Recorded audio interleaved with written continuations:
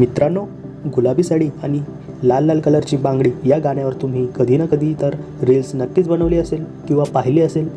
संपूर्ण महाराष्ट्राला आपल्या तालावर नाचवणारा आपला लाडका गायक संजू राठोड आता थेट बॉलिवूडमध्ये धमाका करायला सज्ज झाला आहे. हो, तुम्ही बरोबर ऐकलं आहे. संजू भाऊ आता बॉलिवूडमध्ये पदार्पण करताना दिसत आहे.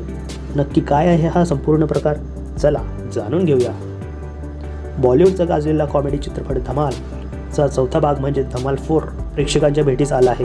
आणि सर्वात मोठी आनंदाची गोष्ट म्हणजे या चित्रपटात संजू राठोडच्या सुपरहिट गुलाबी साडी गाण्याचा हिंदी व्हर्जन समाविष्ट करण्यात आला आहे. या गाण्याचं नाव गुलाबी रंग असं असणार आहे. विशेष म्हणजे या हिंदी गाण्यात संजू राठोड स्वतः बॉलिवूड अभिनेता रितेश देशमुख यांच्यासोबत स्क्रीन शेअर करताना आणि थिरकताना दिसले आहे. पण मित्रांनो, संजूचा हा प्रवास वाटतो तितका सोपा नव्हता. जळगाव जिल्ह्यातील एका सामान्य बंजारा कुटुंबातून आलेल्या संजूने अनेक आर्थिक अडचणींचा सामना केला आहे. एका वेळेस लोकल ट्रेनच्या दारातून प्रवास करण्यापासून ते रेल्वे प्लॅटफॉर्मवर झोपण्यापर्यंतचा कठीण काळ त्याने पाहिला आहे. पण त्यांनी कधीच हार मानली नाही.